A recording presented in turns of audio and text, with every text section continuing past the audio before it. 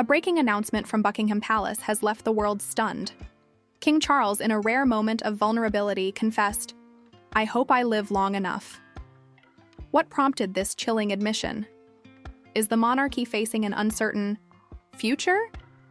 Today, we dive into the shocking details behind Charles's words, uncovering secrets that could shake the royal family to its core. Stick around. This is a story you won't believe. King Charles III's reign has been anything but predictable. Crowned in 2022 after Queen Elizabeth II's death, he stepped into a role weighed down by tradition, scrutiny, and a nation wrestling with its identity. At 74, Charles was already the oldest monarch to ascend the throne, and whispers about his health have trailed him ever since. But nothing prepared the public for his recent raw confession during a private engagement that leaked to the press. "I hope I live long enough." Long enough for what? To secure his legacy? To mend family rifts? Or to prepare Prince William for a throne that might come sooner than expected? Let's set the scene. It was a quiet gathering at Sandringham, one of the royal family's private estates. Charles was meeting with close aides and a few trusted confidants. The mood was somber. Insiders say he'd been reflecting on his mother's reign and the challenges he's faced. Out of nowhere, he dropped the bombshell. Those in the room froze. One aide reportedly scribbled it down, and within hours, the quote was racing across headlines worldwide. Why would a king, surrounded by wealth and power, sound so uncertain? To understand, we need to peel back the layers of Charles's life and reign. Charles has always been a man caught between duty and desire. As Prince of Wales, he waited decades in his mother's shadow, enduring public criticism and personal scandals. His marriage to Princess Diana captivated the world, but crumbled under infidelity and media pressure. The tragic loss of Diana in 1997 left scars that still linger, with many blaming Charles for her unhappiness. His eventual marriage to Camilla, now Queen Consort, stirred controversy, though public opinion has softened over time. Through it all, Charles carved out a niche as an environmentalist and philanthropist, championing causes like organic farming and youth empowerment. But as king, those passions have taken a backseat to the demands of the crown. Now 2 years into his reign, the pressure is unrelenting. The monarchy's relevance is under fire. Younger generations question its cost, $86 million annually, according to recent estimates, while republics like Australia push to ditch the crown entirely. Charles has tried to modernize, slimming down the working royals and opening palace doors to the public. But every move is dissected. When he scaled back the 2024 Commonwealth tour due to health concerns, rumors exploded. Was it just fatigue, or something more serious? The palace's vague statements didn't help, fueling speculation that Charles might be hiding a diagnosis. That brings us back to his haunting words. "I hope I live long enough" isn't just a passing comment. It's a window into a king grappling with mortality. Sources close to the palace say Charles is hyper-aware of his age. At 76, he's outlived his mother's reign at her coronation, but knows he can't match her 70 years on the throne. Insiders claim he's desperate to cement his legacy before time runs out. But what does that legacy look like? Some believe he's focused on environmental reform, pushing for global climate, action through royal influence. Others say it's about family, specifically repairing the fractured bonds with his sons, William and Harry. Let's talk about the family drama, because it's impossible to ignore. The rift between Charles and Prince Harry has dominated headlines for years. Harry's 2020 exit from royal duties, dubbed Megxit, blindsided the family. His memoir, Spare, aired grievances about Charles's parenting and Camilla's role, painting a picture of a distant father. Charles, reportedly hurt, has kept communication minimal. Meanwhile, Prince William, the heir, is under immense strain. With Kate Middleton's own health challenges in 2024, she underwent surgery for a non-cancerous condition. William's juggling fatherhood, royal duties, and preparing for a crown he might inherit sooner than planned. Charles knows the clock is ticking, not just for him but for the monarchy's stability. Health is the elephant in the room. The palace has never confirmed a specific illness, but Charles's appearance tells a story. He's looked gaunt at recent engagements, and his hands, often swollen, have sparked online theories about heart or kidney issues. Medical experts, speaking anonymously, say such symptoms could point to chronic conditions common in older age, nothing terminal, but enough to slow him down. The 2023 Commonwealth Tour, cut short after a grueling Asia leg, was a wake-up call. Charles reportedly told aides he can't keep up like he used to. That vulnerability clashes with the monarchy's stiff upper lip ethos, making his public admission even more jarring. What makes this moment so gripping is its rarity. Monarchs don't admit weakness. Queen Elizabeth II, even in her 90s, projected unshakable strength. Charles, by contrast, seems human, flawed, reflective, and painfully aware of time slipping away. Some see it as a misstep, a crack in the royal facade. Others call it brave, a sign he's rewriting the rules. Either way, it sparked a global conversation. On platforms like X, reactions range from sympathy, he's carrying so much at his age, to cynicism, poor guy, crying into his gold crown. The divide reflects a broader truth. The monarchy is a lightning rod for emotion, and Charles is at its center. Let's zoom out to the bigger picture. The monarchy's survival hinges on public goodwill, and Charles knows it. His reign coincides with a turbulent era, economic strain, political division, and a post-Brexit identity crisis. He's tried to bridge gaps, visiting diverse communities and championing inclusivity. But missteps, like the 2023 Cash for Honors scandal involving a Saudi donor, have hurt his credibility. The public's trust is fragile, and Charles's health scare, or perceived health scare, raises stakes. If he steps down or passes suddenly, William inherits a throne under scrutiny, with Harry's shadow looming and no clear role for younger royals like George, Charlotte, or Louis. Now, let's explore what long enough might mean. Palace. Insiders hint Charles has a mental checklist. First, stabilizing the monarchy's image. He's pushed for transparency, like publishing royal accounts online, though critics call it performative. Second, ensuring William's readiness. The Prince of Wales has taken on more duties, from state banquets to overseas tours, but he's stretched thin. Third, there's the Commonwealth. Charles sees it as his mother's legacy and wants to preserve it, despite growing republicanism in nations like Jamaica. Finally, there's the personal side, reaching out to Harry, though reconciliation seems distant. Each goal feels like a race against time. The public's reaction to Charles's words has been a roller coaster. In the UK, polls show mixed feelings. A 2024 YouGov survey found 62% view Charles favorably, but only 45% believe the monarchy is very relevant. Abroad, the response is warmer. Commonwealth nations like Canada and New Zealand sent messages of support after the leak. But social media is brutal. Memes mocking Charles's wealth clash with heartfelt posts wishing him well. One viral X post read, "He's human, not a robot.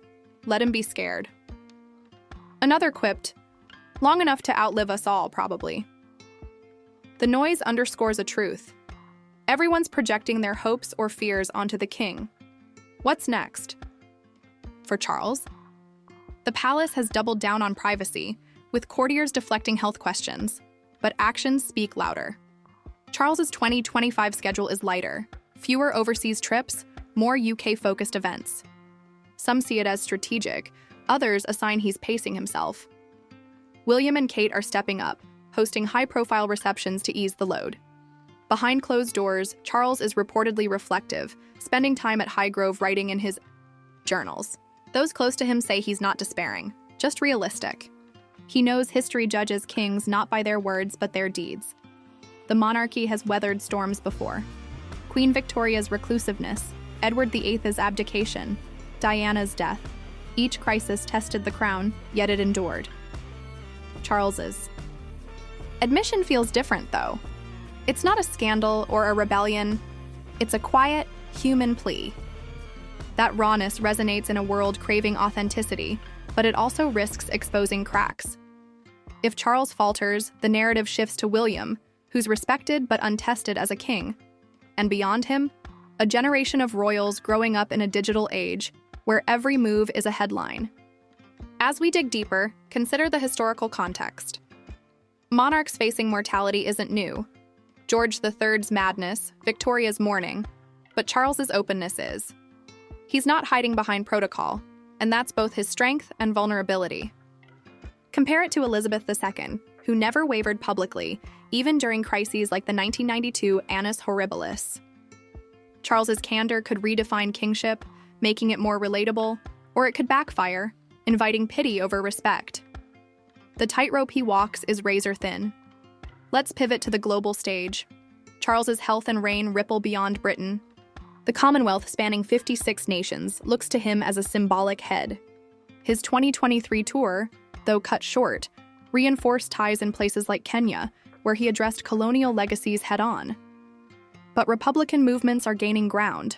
Barbados ditched the monarchy in 2021, and others may follow. Charles's admission could weaken his clout. A frail king struggles to inspire unity. Yet his environmental advocacy, decades ahead of its time, gives him leverage. World leaders from Biden to Modi respect his climate work, which could outlast his reign. Back to the family. Harry's absence looms large. Sources say Charles wants to see his grandchildren, Archie and Lilibet, but Meghan's reluctance and Harry's distrust make it unlikely. William, meanwhile, is Charles's rock, but not without tension. The brothers' feud burdens Charles, who feels caught in the middle. Kate's recovery has eased some strain, but the Wales' focus is their kids, not royal drama. Charles's hope to live long enough might include healing these wounds, but time's not on his side. The public's fascination with Charles's words ties into a broader obsession with royalty.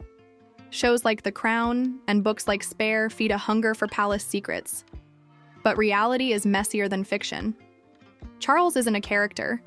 He's a man navigating grief, duty, and a ticking clock. His admission cuts through the pomp, reminding us even kings face the same fears we do. That universality is why the stories gripped millions, from London to Los Angeles. What's the palace doing to manage the fallout? Damage control is subtle, but deliberate. Charles' next appearances are carefully chosen community visits, charity events to Project Vitality. Camilla's taken a bigger role, charming crowds with her wit. The narrative is clear: the monarchy's fine, Charles is fine. But leaks like this don't happen by accident. Was it a rogue aide, or a calculated move to humanize him? Theories swirl, with some pointing to rival factions within the palace. The truth? We may never know. Let's circle back to the quote itself. I hope I live long enough. It's not just about health, it's about purpose. Charles spent his life waiting, and now, as king, he's running out of runway. His environmental work, his family, his nation, all hang in the balance. The irony is, his candor might be his greatest legacy. By showing vulnerability, he's challenged the monarchy's mystique, for better or worse. Will it strengthen the crown or expose its fragility? That's the question haunting Buckingham Palace. As we wrap this up, picture Charles at Sandringham, alone with his thoughts. The weight of the crown, the ghosts of his past, the future of his sons, all swirling. His words echo not just for him, but for a monarchy at a crossroads. And then a phone rings. It's William, with news that could change everything. What did he say? That's a story for another day. The phone call from William hangs in the air, like a storm cloud over Buckingham Palace. What could he have said to shift the entire narrative? Was it about his readiness to step up, a family reconciliation, or something far more unexpected? The royal family is no stranger to secrets, and this moment feels like the edge of a revelation that could redefine King Charles's reign. Let's dive deeper into what might be unfolding behind those gilded doors. Charles's admission, I hope I live long enough, already cracked open a door to his psyche, but William's role in this saga is just as critical. As the Prince of Wales, he's not just the heir. He's the bridge between Charles's traditional monarchy and a future that's increasingly uncertain. At 42, William carries the weight of expectation, polished, dutiful, yet fiercely protective of his family's privacy. Sources say he's been more involved in Charles's decisions lately, from scaling back royal engagements to shaping the monarchy's public face. But involvement doesn't mean agreement. Whispers from the palace suggest William has his own vision, one that might clash with his father's. Let's unpack William's perspective. Unlike Charles, who grew up in the shadow of a stoic queen, William was shaped by Diana's warmth and the media's relentless gaze. Her death in 1997 left him guarded, wary of the institution that failed to protect her. He's seen the monarchy's flaws up close, its rigidity, its scandals, its struggle to stay relevant. Insiders claim William wants a leaner, more modern crown, one that prioritizes charity and connection over pomp. Charles, while progressive in his own way, clings to tradition, from elaborate ceremonies to the Commonwealth's symbolic weight. Could William's call have been a push for change, a signal he's ready to steer the ship, or maybe it's personal? Their rift with Harry remains a wound that won't heal. William, like Charles, feels betrayed by Harry's public attacks, interviews, Netflix specials, that memoir. But unlike Charles, who's kept a cautious distance, William's stance is colder. Sources say he's focused on protecting Kate and their children from the fallout. Yet, there's chatter of a thaw. A cryptic X post from a royal watcher last week hinted at back-channel talks between the brothers, possibly mediated by Charles. If William's call was about Harry, say, an olive branch or a plea Tauronite, it could explain the urgency. Charles, desperate to mend his family, might see this as his last great mission. Then there's Kate. Her health scare in 2024 rattled the Waleses, but her recovery has been a quiet triumph. She's back to public duties, radiating calm at charity, events, and school visits. Behind the scenes, she's William's anchor, advising him on everything from media strategy to parenting. Some speculate she's also a buffer between father and son, softening William's frustration with Charles's slower pace. If William's news involves Kate, perhaps a bold new initiative or even a health update, it could shift the royal dynamic, giving Charles either relief or added pressure. Let's not ignore the health angle. Charles's words screamed mortality, and William's call might tie directly to it. The king's lighter schedule, his gaunt appearance, those swollen hands, they've fueled endless theories. A recent report on X claimed Charles was seen leaving a London clinic, though no outlet confirmed it. If William knows something the public doesn't, a diagnosis, a timeline, it would explain the timing. Preparing for kingship is no small task, and William's already stretched thin. Transition planning, while morbid, is practical. The palace learned from Elizabeth II's sudden decline.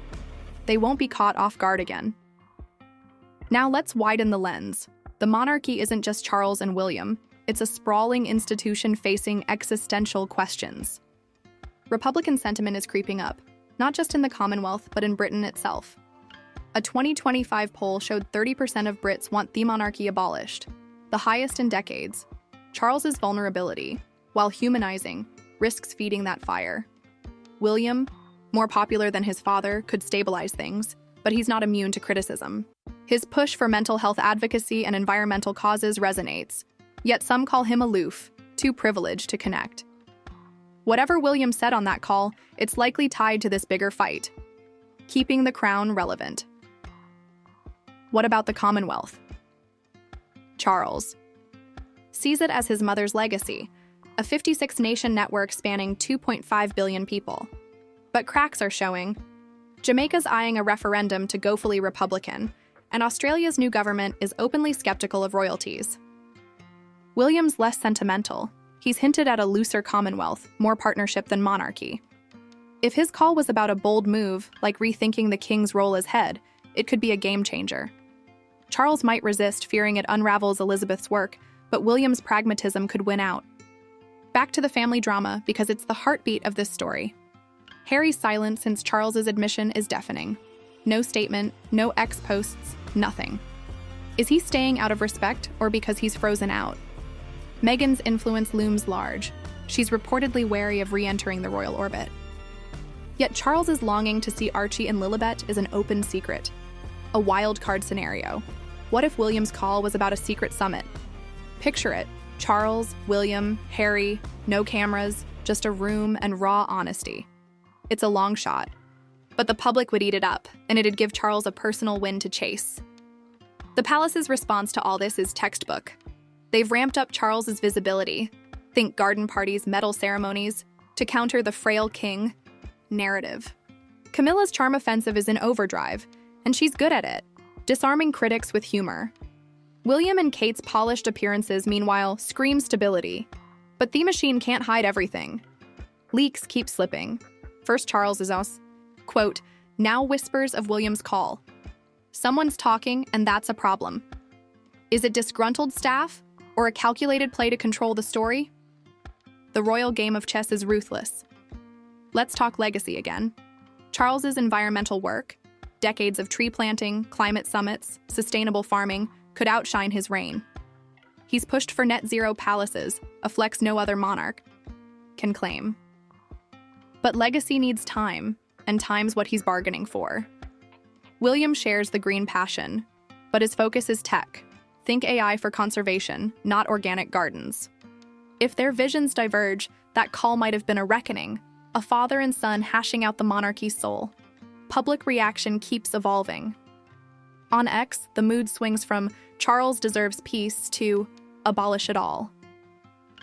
A viral thread broke down his reign's highs and lows, racking up thousands of shares. Fans praise his candor. Haters call it a pity party. William's caught in the crossfire. Some see him as the future, others as Charles 2.0. Kate's the wild card, her approval ratings soaring past both. The public's obsession mirrors a soap opera, and Charles's admission is the season finale twist. What's the endgame? Charles can't outrun biology, but he can shape the narrative. His next moves, more openness, more delegation, will set the tone. William's call, whatever it was, is a pivot point. Was it a warning? A plan? A plea? The palace walls hold the truth, but they're starting to crack. Picture Charles at his desk, penning another journal entry, the weight of history on his shoulders. Then another call comes through. This time it's Harry. What does he want?